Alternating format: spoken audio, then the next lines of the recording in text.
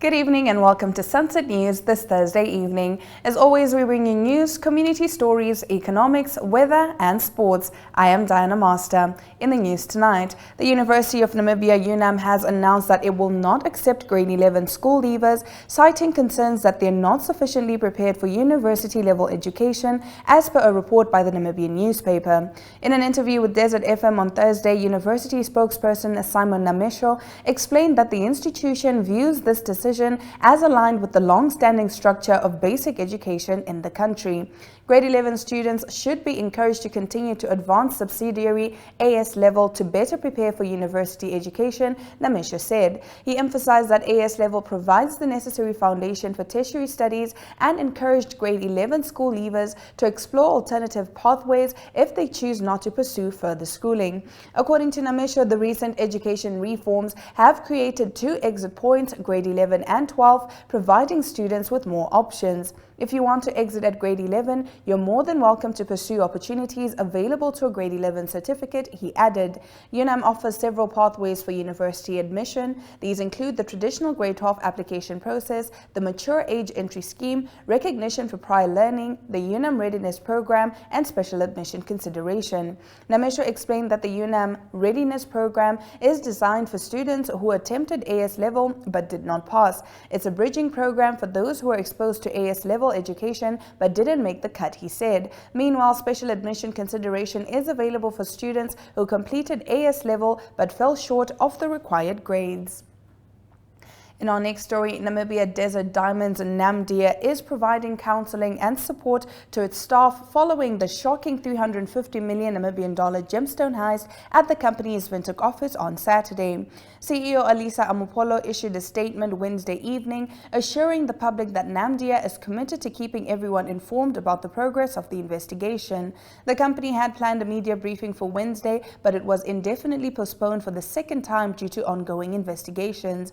We are postponing the joint media conference until a more appropriate time when we can provide a meaningful update on the police and internal investigations, Amopolo explained. The company plans to release further details, including how much of the stolen merchandise has been recovered. Amopolo also shared that Namdia is working closely with the family of security officer Francis Aseb, who was tragically killed during the robbery when he was shot. The company is assisting with his memorial service and funeral arrangements. Despite the traumatic event, Amopolo confirmed that business operations have not been impacted, stating, "Our business is open and operations have not been affected." Now, the 7 individuals accused of murdering student Matthias Shihama in Walvis Bay in July of 2024 have made a formal bail application in the Walvis Bay Magistrates Court on Wednesday. Shihama, who was allegedly assaulted on July 27th of 2024, disappeared without a trace and was later found dead at Independence Beach on July 31st, 2024. The accused Mervin Wapota, Jimmy Gaeb, Romano Paulus, Enrico Komahab, Michael Zoram Awaseb, Jessica Kayes, Shihama's girlfriend at the time, and Moses Kandume are charged with murder and obstructing justice. During the hearing, all but Michael Awaseb indicated they had secured legal representation and wished to proceed with the bail application. Awaseb, who has yet to apply for legal aid, was not part of the proceedings. Mervin Wapota, 21, indicated that he would plead not guilty to both charges when the trial begins. Recalling the events of the evening in question, Wapota explained that he visited the house where the alleged assault took place to see his friend Jimmy Gaeb. He described a chaotic scene when he arrived, with Shihama standing on a bench surrounded by Jessica and Michael. Wapota said that he saw Michael on top of Shihama, with Jessica throwing water at him. Later, he witnessed Michael tripping Shihama again on the street. Now, Wapota went on to say that Jessica and another friend later returned, claiming they had put Shihama in a taxi. He stressed that he had informed the police about the events and was arrested as a bystander. In his bail application, Wapota expressed his desire to be released, stating that he feels safer at home than in custody. He also revealed that his parents could afford a $3,000 to $4,000 Namibian bail. The bail hearing will continue on Thursday. Now, tensions between Shihama's family and the accused families briefly flared in court, leading to intervention by court officials and the Special Reserve Force to restore order after a heated exchange between the families. In our next story, the Namibia Water Corporation, NamWater, has responded to concerns raised by the Namibia Local Business Association regarding its contractors with international contractors. NamWater explained that its decisions are driven by the need for technical expertise and compliance with the Public Procurement Act, with a focus on providing reliable water services to Namibians. In a statement, NamWater emphasized its commitment to transparency, fairness, and adhering to Namibia's procurement laws. The utility assured that local contractors are prioritized whenever they meet the necessary technical and financial criteria. However, NamWater pointed to challenges with some local projects, citing the Omahenene Olushanja Canal reconstruction and the Goblins Reservoir replacement. The Omahenene Olushanja Canal reconstruction, which began in February of 2021, remains incomplete, with one contractor abandoning the site, the utility explained. It also highlighted difficulties with 5 other projects valued at 315 million Namibian dollars, including abandoned sites and failure to mobilize, underscoring the need for contractors who meet all technical and financial requirements. Despite these setbacks, NamWater reaffirmed its support for local businesses and its commitment to improving the performance of local contractors, all while continuing to ensure the delivery of reliable water infrastructure across the country. And now, closing off our top stories, the Grootfontein municipality's financial situation has drastically improved since appointing Red Force debt collectors 8 months ago, according to acting CEO Indileni Lungameni.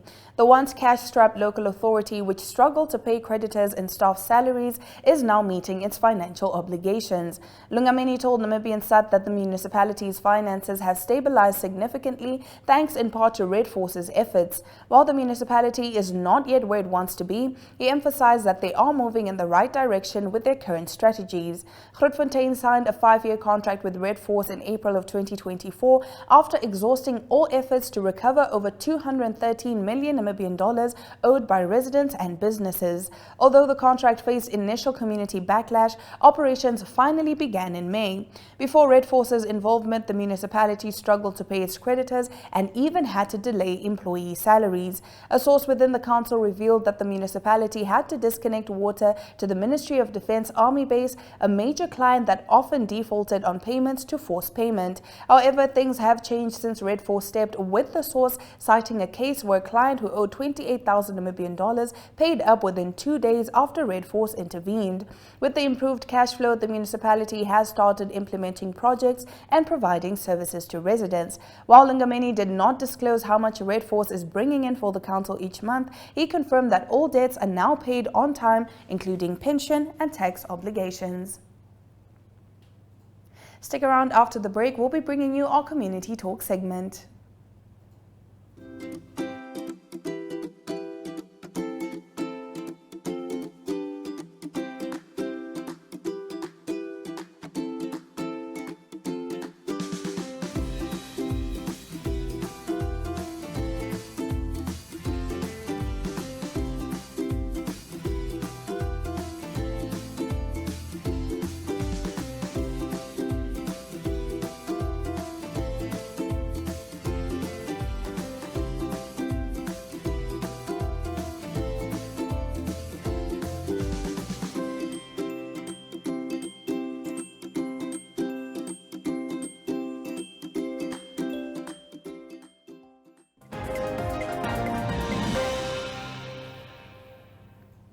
Tonight in our Community Talk segment, former First Lady Monica Geingoss has issued a warning about scammers creating fake social media accounts impersonating her.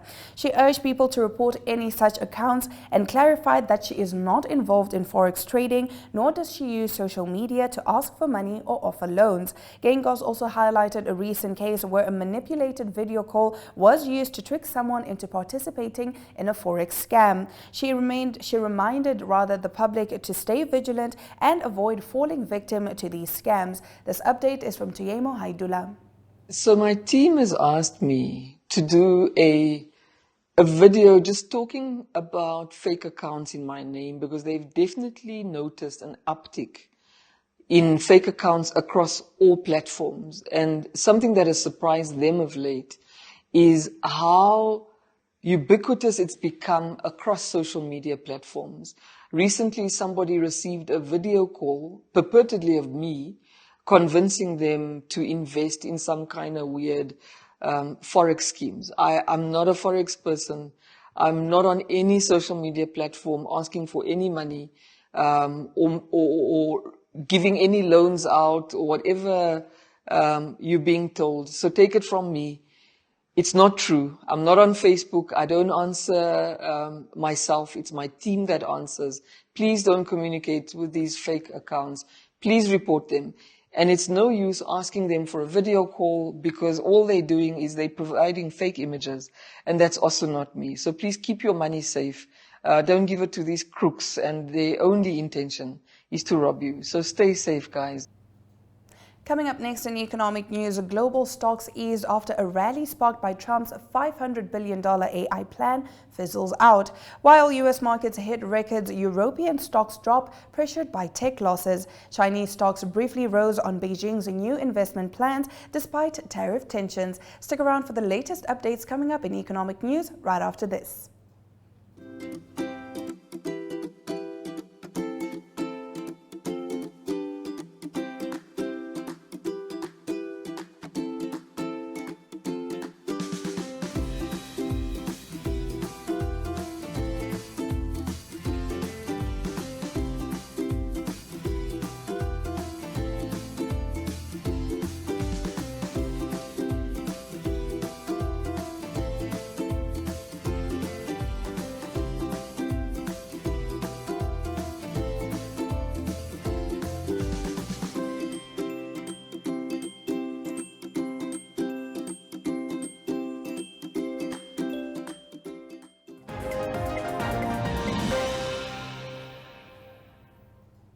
Heading straight into our economic news, global stocks pulled back on Thursday, ending a rally sparked by U.S. President Donald Trump's ambitious $500 billion AI infrastructure plan. While excitement initially lifted markets, the momentum slowed as details on Trump's tariff plans remained unclear. In Europe, the Stoxx 600, which reached a record high on Wednesday, dropped 0.1%, pressured by a dip in technology stocks that had surged following the AI investment announcement. Michael Brown, senior research strategist at Pepperstone, commented, "The path of least resistance continues to lead to the upside in equities, with investors largely ignoring tariff-related uncertainties for now." He added, however, that upcoming events, including next week's FOMC decision and earnings reports from major companies, could lead to some caution in the market. U.S. stock index futures were down 0.2 to 0.5%, while Chinese shares showed resilience, rising over 1% at one point. This rally followed China's announcement of a large investment plan involving state-owned insurers, even after Trump proposed a 10% tariff on Chinese imports. Despite this, the CSI 300 index ended up just 0.18%, with analysts noting that the ongoing struggles in China's economy, coupled with a tariff threat, could hinder its recovery. Alvin Tan, head of Asia FX strategy at RBC Capital Markets, explained, "The persistent underperformance of China equities reflects the country's economic challenges, and U.S. tariffs will worsen the situation as China becomes more reliant on net exports for growth." Now let's take a look at the financial indicators. The Namibian dollar trades at 22.92 against the British pound, 19.09 to the euro, 18.09 against the US dollar, and 2 Namibian dollars and 50 cents buys you 1 Chinese yuan. All commodities are down. Copper by 0.76% rather, now trading at $4.23 per pound. Looking at Brent crude oil, it also took a dip of 0.33%, now trading at $78.84 per barrel. Coming up next in international news, South Sudan has imposed a 30-day social media blackout following violent riots and deadly revenge attacks sparked by disturbing videos from Sudan. Meanwhile, in South Korea, the political crisis deepens as anti-corruption officials call for the impeachment of President Yoon Suk-yeol after the controversial martial law attempt. We'll have the latest developments on these international stories right after this break.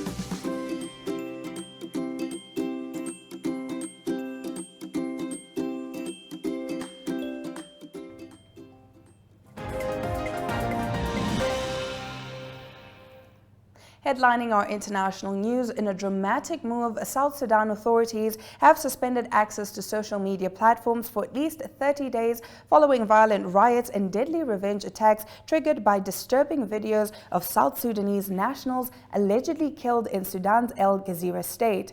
The ban, which took effect at midnight on Wednesday, was confirmed by Napoleon Adok, Director General of the National Communications Authority, in a letter to internet service providers. This action follows the recent unrest in Sudan, which exposed South Sudanese citizens to extreme violence through social media, Adok explained in the letter. Mobile customers using MTN South Sudan and Zain will be blocked from accessing platforms like Facebook and TikTok, with the suspension possibly lasting up to 90 days, according to the companies. The violence in South Sudan has escalated since last week, when at least 16 Sudanese nationals were killed in riots across the country, including the capital, Juba. Youths enraged by the killings they attributed to Sudan's military and allied groups looted shops owned by Sudanese nationals and set fire to their homes. The Sudanese army has condemned these actions, calling them individual violations. The social media shutdown has had significant impact, particularly on artists like Isaac Anthony Lumori, a popular South Sudanese musician and comedy show founder, who said he depends heavily on social media, urging the government to find peaceful solutions, including diplomatic talks with Sudan, to prevent further bloodshed. Now, in another dramatic turn, former Pakistani Prime Minister Imran Khan has called off peace talks with the government just a week after being sentenced to 14 years in prison on corruption charges. Khan, who was once a cricket star turned politician, had initiated talks last year in an effort to ease the political tension in the country ahead of the court ruling. The corruption case centers around a land deal with a real estate tycoon who allegedly provided land to a welfare institution founded by Khan and his wife in exchange for illegal favors. Khan's party, Pakistan Tehreek-e-Insaf (PTI), had been pushing for the establishment of 2 judicial commissions to investigate his arrest in August of 2023 and the violent protests that followed, including a major rally in May of 2023. PTI chairman Gohar Khan confirmed the decision, stating that the talks were called off after the government failed to meet a 7-day deadline set by the former premier. The political unrest has fueled further instability, with violent protests and threats to Pakistan's fragile economy, which is currently supported by a $7 billion IMF bailout. Now let's take a look at the weather predictions. Walvis Bay can expect partly cloudy conditions. Meanwhile, in Inanna, we can expect some showers, maximum temperatures around 31 degrees Celsius, minimum temperatures of 19 degrees Celsius. In Windhoek, partly cloudy conditions can be observed. Maximum temperatures will be around 33 degrees Celsius, while minimum temperatures will be around 21 degrees Celsius. As I was saying, Walvis Bay can expect partly cloudy conditions as well. Maximum temperatures of 22 degrees to be expected, while minimum temperatures of 18 degrees Celsius are to be expected. In Ariamsvlei, though, quite the opposite, as it'll be scorching hot, clear, bright, sunny skies, and maximum temperatures of 38 degrees Celsius and minimum temperatures of 22 degrees Celsius. Stay with us. Right after the break, we'll bring you news headlining the world of sport.